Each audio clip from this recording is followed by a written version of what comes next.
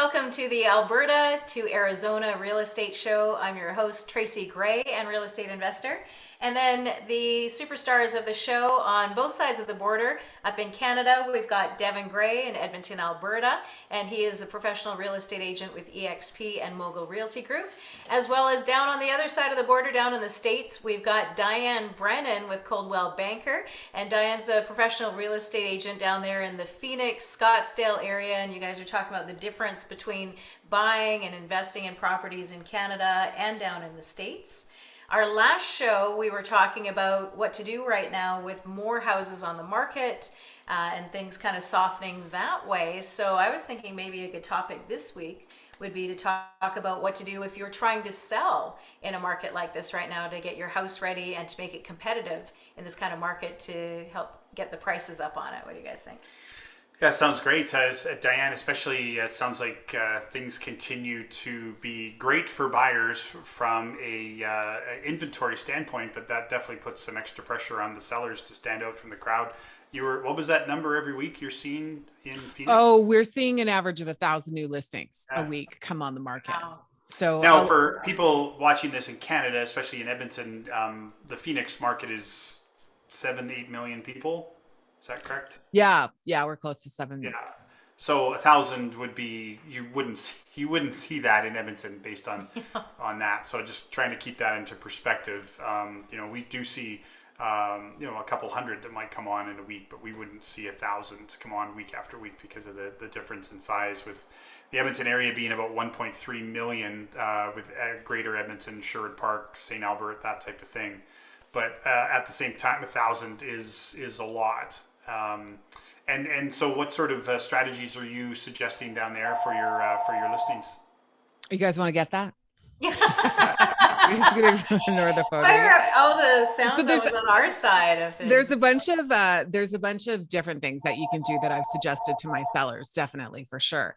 And then also, 1,000 is a lot for us because we've had nothing. So we've been in a situation the past couple of years where there's been multiple offers. People are offering tens of thousands over list price. It's competitive. Some agents, we have this gimmicky company down here that's being successful, but they're only allowing like 2-hour open houses. So it's just causes these frenzies. People are waiting in line. It's bananas. So this is huge relief for a lot of buyers. Not so good for sellers who are waiting. A lot of sellers were waiting because prices were going up so fast. They didn't want to list too quickly and then, miss out on a bunch of appreciation and money. So we're telling them, and then buyers are now faced with higher interest rates. So they're kind of like, our price is going to go down. What's going to happen? Our interest rates going up. And we're telling them, interest rates, could go up too. So you can always get in,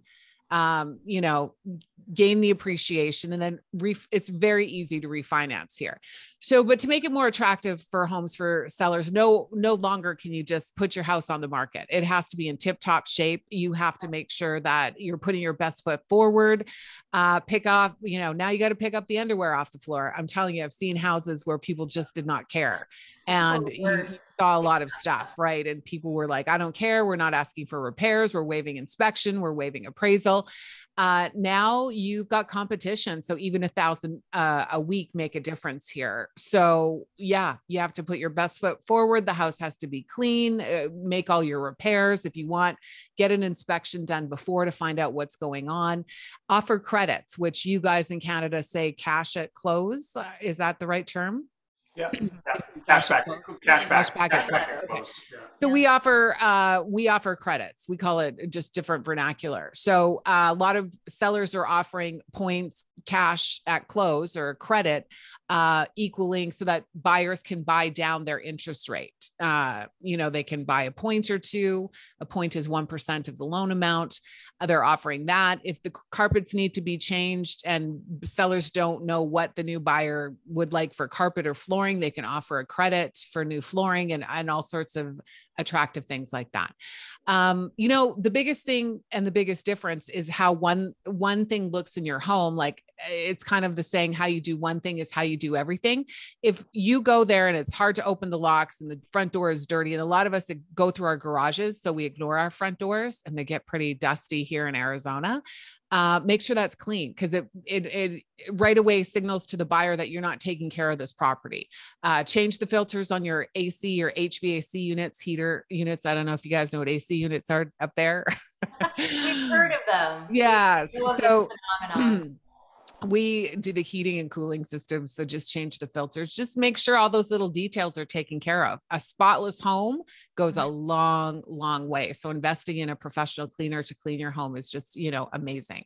Psychologically here, we're used to living in our homes and we get used to the stuff. We don't see things. Like, do you ever notice you think your house is fine and then company comes over and then all of a sudden you're like, oh my God, I didn't realize that was dirty. All these things start popping up just when you have company over. Yeah, we have 2 teenagers in our house, so and a dog. So it's amazing how much stuff pops up like that you, Right. So other people think this is gross. So we better take care of that. People don't live like this. But yeah, well, 2 teenage boys, that's a whole different bacteria petri dish in itself, isn't it? Right? Oh, yeah. So yeah, organism. right. And no, no bashing to the homeowner. That's just human nature. And psychologically, they've done studies that if you have a hole in your living room, your brain actually gets used to that and you get accustomed to it and you don't see it anymore. So same thing applies for the rest of your house. Just get professional cleaners in, just do it. You don't have to worry about it. And your agents will tell you about staging items, depersonalize, take out all the personal pictures. Psychologically, if people come in and they start looking at your pictures, they're thinking subconsciously, well, this is someone else's house. So you want to do everything to, so that the buyer can imagine themselves living in there. So a lot of times too, I'm guilty. If I see pictures, I'm like, well, who are they? Who owns this place? Are they getting a divorce? I only see his clothes in here. And then you just don't imagine yourself in the house. So there's little tricks like that to do that. You can always, keep in mind to put your best foot forward. So those are, I couldn't agree more with all of those pieces of advice. One of the other items that I do talk to sellers about is they'll make their house look amazing, and especially the master bedroom. People will come in and say, oh my gosh, it's so amazing, it's so big, it's so wonderful. Then they'll open up the walk-in closet and it's just jammed full of stuff. And the first comment is, ooh, this is a really small walk-in closet, and it actually might be pretty big. And the stats are that basically people wear that whole 80-20 rule. People wear the same clothes, the same 20% of clothes 80% of the time. So the idea is unless you're Diane. Unless she wears her well, it's just that 80% is just growing all the time. That's right. Right. But basically, they suggest take those clothes that you wear all the time, stick those in the walk-in closet, and then empty everything else out. It basically makes the closet look a lot bigger, and it makes it look clean, and it doesn't kind of, and everybody sees it. The other ideas as well, and I don't necessarily have too much of a problem with people sticking their things in the garage, but there is a motivation factor. They open up and go, oh, wow, here's where everything is in the garage. Clearly they're motivated to sell because all their stuff is already packed. So if you can afford it, try to get it off-site, try to maybe even get it in a storage unit or keep it at a friend's place or a family member's place. But those are some of the other items as well. Another thing that we're focusing on just from a pricing strategy is we had a seller's market January, February, March. We were balanced April, May, and the first part of June, and then things have basically dropped off. We are waiting until the first part of August to get the July stats. But most likely we will be back into a buyer's market. And it's difficult then to look at comparables. And so one of the things that we're getting our sellers to focus on is not so much thinking about what a house sold in that neighborhood 60 or even 30 days ago, but who is your active account or who is your active listing competitors right now? If you focus in on a property or properties in the same neighborhood, there are basically the same lot size, same square footage, same condition, same type and style, and it's listed at say $500,000, then you need to be at about 475 or 480 because it's all about competing with those active listings and not necessarily worrying about what some house sold for which really is kind of irrelevant. And I know that's at least in Edmonton, as we've had a lot of these conversations with sellers over the course of the past 7 to 10 days, it's a real mind shift for them. They don't want to hear that they have to have a price improvement. But at the same time, then it's also making sure that they understand, well, do you want to sell this house? And because you're not going to sell it at this price. This price is not happening anymore. And so definitely some tough conversations that we've had with our listings over the course of the past 7 to 10 days because of this. And it's also about trying to get ahead of it. A lot of times as well, we've seen, because we've gone through several buyers markets over the past few years in Edmonton, and sometimes by the time these sellers get to the point where they're ready to go, okay, I'm finally ready for a $10,000 price drop, we're going, unfortunately, that time has passed. Now you got to be dropping $20,000 to $25,000. You should have, when I brought this up to you a month ago to drop 10 grand, that's when you should have done it. And so that's, because you got to try to get ahead of it. And so these are some tough conversations, but ultimately it's about finding out where the biggest pain is. And if the biggest pain is, I need to get rid of this house, then the secondary pain has to be how much equity they're potentially losing, because it's non-existent anyways. Somebody introduced a funny term to us last week. He called it if-come. Instead of income, it's if-come. It's like, well, if the market was different, yes, you could get that equity, but that market doesn't exist anymore. So you're talking about money that doesn't exist. This is the reality you have to deal with. And so this is the price you have to price your property at. I like that. If-come, great advice. Absolutely. What's your average days on market now? Is it's increasing or? It's been a little bit flat. I mean, we've seen over the past couple of years for single family homes, we'll talk about where they were up over 40 days. The June stats, which we're still working off of, single family homes were at 30 days. So we have seen everything, duplexes, condos, single family homes dropping.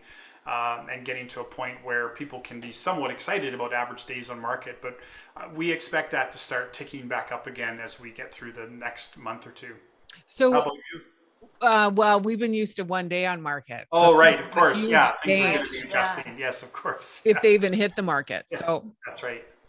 Now it's just growing and growing. So, but when you say 30 days, is that 30 days until you get a contract, or 30 days on market while it's under contract to close? Yeah, great question. So we, when the houses are what we call pending or conditionally sold, so the buyer's going through the securing financing and property inspection and whatever other conditions, it's still counting as days on market. So for example, if we see a property that's sold in 15 days, that usually means that the property went conditionally sold in 1 or 2 days, and then the condition period was 12 to 14 days, and then it's sold. So all of that would be included. The 30 days average days on market would include those houses that pretty much got an offer in the first couple of days and then went through a 10 to 14 day conditional period. Okay. Interesting. Yeah. We can tell on ours exactly how many days it was on market before it went under contract. Oh, wow. Okay. So yeah, that's kind of what we go by, but ours is changing so quickly that we haven't even have a gauge. We can't even take the temperature. We're just kind of watching demand drop and supply increase kind of thing. So it's a great time to invest in Arizona. Really, Diane, tell us more. What are you trying to say? No, I do have some Canadian buyers that are interested, and they just couldn't get their foot in the door because of the competition. So it's an excellent opportunity for them to finally have other clients that are looking for a place on the golf course. We couldn't even touch it. Now they've got lots of choices. So that's great. Yeah, it does. It does really show how real estate is so cyclical. I remember Tracie and I being down we would have been visiting you back in 06, 07 before the big crash, and feeling that it was just insurmountable back then as well. The prices were just absolutely insane. And then there was the big real estate drop. And now look at what's happened over the course of the past 15 years. It's basically fought its way back. And it certainly seems like a softer landing. I think one of the big reasons, and I do love this, and I'm happy to hopefully see that it never ever changes. And that's where they say, real estate, big massive real estate crashes only really happen when real estate causes it, which is what happened in 08. So many people are expecting these big real estate crashes during COVID, but real estate never caused COVID.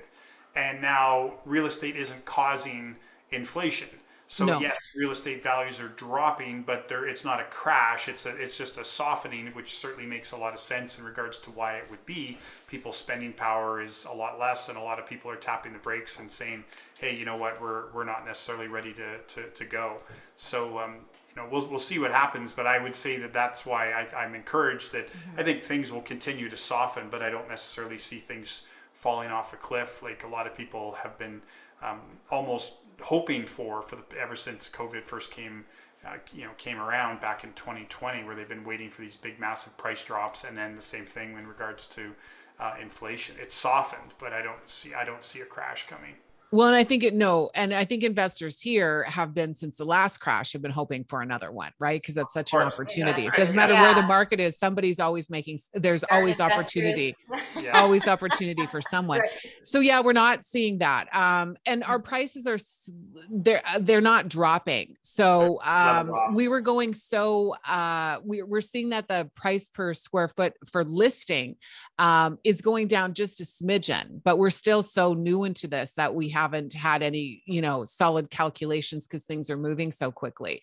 So before we were in a situation where people were bidding over, do you know what I mean? So now it's kind of just resting in where we'll get to a normal rate of appreciation, hopefully. Yeah. So, and we just have to let human nature settle with the interest rates for people to wrap their brains around. This is what their payment's going to be. They have to let go of the high 2s, the 3%, the 4%, and where we're at now. So like I said, repetitively, at least you can refinance if things change, and you can buy your points down. So there's always opportunity. Everybody knows that in real estate, you're supposed to buy low and sell high. But unfortunately, when you get these buying frenzies where people hear about prices like 50,000 over list, 100,000 over list, they get caught up in the excitement of it. And they're like, am I missing out on money if I don't put my place up for sale? But then they have to buy a place too. So then it ends up balancing out in that way. And then they're just adding to that frenzy, right? Well, yeah. And renting is high. So to wrap your, I had one client who's on a golf course, and I said, he goes, I should take advantage of these prices. I said, well, where are you going to go? Right. And you're going from this, everyone says downsize. You know what? A lot of times downsizing sucks, because what comes along with downsizing is noise. You may be in a smaller place, but then you've got more neighbors, you're in a tighter space. And I told them, I said, it's really hard. It's one thing if you have somewhere to go, but if you have to buy somewhere, first of all, there's nothing to buy. You're going to have to find yourself a condo, and you don't have these beautiful golf course views. Like, who cares? You have more space. Like, you hold on to it. That's always going to be attractive to have a home on the golf course. My broker's ready to kill me. He's like, why are you talking people out of selling? I go, because I want what's best for them. Like, I want clients forever. Do you know what I mean? I'm in this for them long term, and it's not about making a quick buck for myself. It's like, he's going to be in a conundrum, right? Like, where am I going to go? You're going to be miserable and unhappy. And he was like, thank you so much. Cause he didn't realize that. So I downsized. It's not a fun place to be. Like, everyone's like, oh, I don't have all this space. I'm like, yeah, I don't have all this space. It's irritating.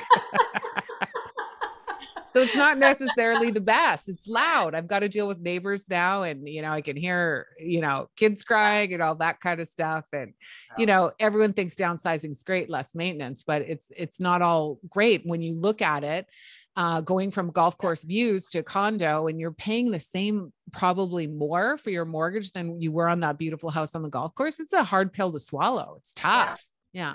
So, well, then especially when family comes to visit, if you downsize so that you don't have a spare bedroom, that can often cause seller's remorse that way too. You always want to hang on to as many bedrooms as you can. People always need that bedroom to store their junk in, like have a junk room. They always need a family room to send the family to, so that they're not sleeping. Yeah. And everyone says, oh, well, then your company will just go to hotels. No, my company doesn't. They're like, we'll just go on the sofa then.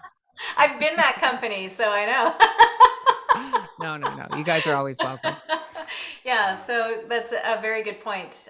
You have to be careful getting excited just to sell because that's what the frenzy is, but people get caught up in it. Well, also pressure. I'm sure this gentleman that lives on the golf course probably hears it from a lot of family and friends about, oh, downsize, you got so much space, you got so much space. And yeah, it might suck if things are all like, oh, I just cleaned the downstairs and now I got to do it again. I get it. There's pros and cons to everything all the time.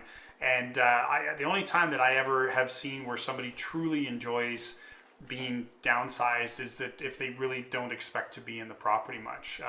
They're traveling at least 1 or 2 weeks a month.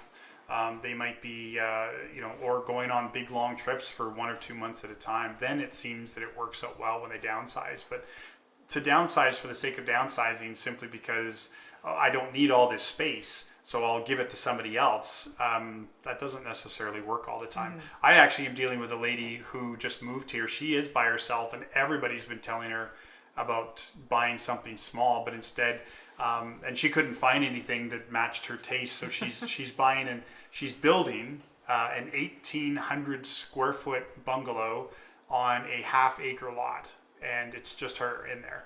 So good for her. I totally understand that. Yeah. So she doesn't want to be close to neighbors. She wants to have lots of space. She wants a big, massive kitchen, big, massive dining room for lots of entertaining. She wants a couple of bedrooms for people coming over. She's expecting her grandkids to spend the night and that. So yeah, exactly. Good for her. It's and well, 1,800 isn't humongous. You know what I mean? Well, it is for just her, I guess I would say. I mean, on the other hand, you go into these 1,800 square foot homes that weren't her style, and so that's why she wanted to build to get it exactly her way. But we did go into some 1,400 square foots while we were looking, and yeah, they're quite small. Like they and probably that was the biggest thing. And she said, "Where am I going to put this? Where am I going to put that?" And it's like, yeah, usually where they sacrifice is with all the storage, and so. And in each one of these places, the little utility rooms were packed to the rafters, and usually the secondary bedroom had all sorts of stuff crammed in it. It's difficult to let go of some stuff. Downsizing a house, I think it's probably important for people to start downsizing their belongings first, and not most people do it backwards. It's almost in a forceful way. Oh, I've got half the space now. I've got to have this massive garage sale because I've got nowhere to put all this stuff. Well, I had an indoor one. I went from 3,800 square feet, one level, to 1,100 square feet. Do I look happy? As long as you still have a bedroom for me to come when I don't even. This is I don't. So I do have a blow up bed that goes into the dining room and stuff. So you're in the kitchen. Good. Yeah. Yeah. You add the sofa too. Being the high integrity real estate professional that you are, the person that bought your 3,800 square foot house is very happy. So you can sleep at night knowing that every night. Yeah, absolutely. Absolutely. Give yourself a pat on the back. So for people that do want to sell their house, but they feel like maybe they've missed out by missing that big selling frenzy, what would you tell them right now? What would you say for someone who still would like to sell their house, but they're worried about doing it because they think that they've lost? Well, to me, it always comes back to just want to sell or have to sell. If you have to sell, you have to sell. You have to understand the current market situation. But I have had a couple of conversations with some people and have told them to wait. That definitely does run against what some real estate agents and other professional service people will feel. But ultimately, if they can afford to wait, and again, because we can always count on the spring selling season in Edmonton. So if they don't need to sell and they can afford to wait a little bit, then I've certainly told them to hold the brakes. And especially if they've had to do a lot of the things that Diane said earlier about decluttering and maybe painting or fixing flooring and stuff like that. This now gives them a really long runway to get that stuff taken care of and not be rushed. I mean, probably 50% of my conversations with sellers are, I need on the market in 2 days. It's like, well, that's not going to happen. We can probably get you on in a week, but in terms of, look, and a lot of it is because I'm turning it back on them and saying, can you get your house ready in 2 days? We can sell it for this low amount based on somebody coming in and taking pictures of, a Tim Hortons cup still sitting on your kitchen table. Or let's actually declutter and fix this place up and sell it or list it for a higher price. That's going to take some time. And so those aren't things that they want to hear, but if they have to sell, then they have to do that, and they have to deal with the current market. And Yeah, and Diane, it depends what they're, sorry. I said, would you say the same thing? Yeah, it depends on their equity position, right? So you have to look at human greed. Yes, you missed out on the highest point in the market, but look at your equity position. You're still making a good chunk, and it's on your individual goals of what you need to do. I had a client where I said, let's hold off because he has a neighbor across the street that's for sale, and they've been on the market now 2 weeks, which is forever here in Arizona. And she hasn't had, well, I should say 3 weeks, and she's not getting any showings. So what's the use if he doesn't have to sell right now, and he can afford to wait with his situation, because he just gets on, he's competing with his neighbor. He's going to undercut her. She's going to undercut him. They're both going to lose. So if he can wait, then do it. You've got to be strategic and smart about it. So. Yeah, you bet. Yeah, well, and a saying that we always live by with real estate too is real estate always goes up in an up and down manner. Yeah. Better to have real estate than no real estate at all. That's right. Yeah. That's I'm right. sure. Yeah. A couple of years, 3-4 years down the road, we'll be looking at this as probably a little blip on the roadmap. So for sure. Yeah. Yeah, absolutely. Okay. Anything else that you guys want to add in there? Otherwise, we'll wrap it up. You're good? Just, yeah. I mean, every market, there's opportunity for someone. So it's not dire, and don't panic with the headlines, and just call a trusted real estate agent like Devin if you're in the Edmonton area, and just really analyze your situations, and he can help you make the best decisions for yourself. Perfect. That's when you say, and if you're in Arizona, then you call Diane. That's right. Or email. You guys yeah. So how do they call and or email you, Diane? Where do they my number is 602-620-2277. And my email is can't remember her email @gmail.com. I'm with Coldwell Banker Realty. And yeah, if you want to discuss your options or look at investing here, I'm always happy to answer them. Awesome. And then Devin? Devin Gray with Mogul Realty Group and EXP. My email is Devin, DEVIN, @mogulrg.com. Cell is 780-951-9279. Handle the greater Edmonton area, so surrounding areas, St. Albert, Spruce Grove, Fort Saskatchewan, Sherwood Park, Leduc. Happy to help if you want to buy or sell. And our contact information is always in the notes too. So yeah, please subscribe and tell your friends about us too. And Devin has a free book too if you're wanting to list a house. And that has all the great information that both these guys have given about getting your property ready to sell, even in a market like that. Well, how do we get it? Just reach out. Devin's got a book, period. How do we get this book? Yeah. Isn't that nice? Yeah. Reach out through social media if you want a copy. Just DM me and I'll get you a copy. Yeah. And what's your DM? What's your handle on Instagram? For Devin Gray on on Facebook. Okay, perfect. Yeah. And so you're on Instagram also too. Also Instagram, LinkedIn. Yes. Yeah. Okay. And Diane's on TikTok. Don't go there. Those are good videos. Yeah, I'm on Instagram, Facebook as well. TikTok's not probably too hot, but we're everywhere. Right, on that note, that's a good time to wrap it up. This has been Alberta to Arizona. Thank you guys for watching. We have this show on every week, and I'll talk to you again next week.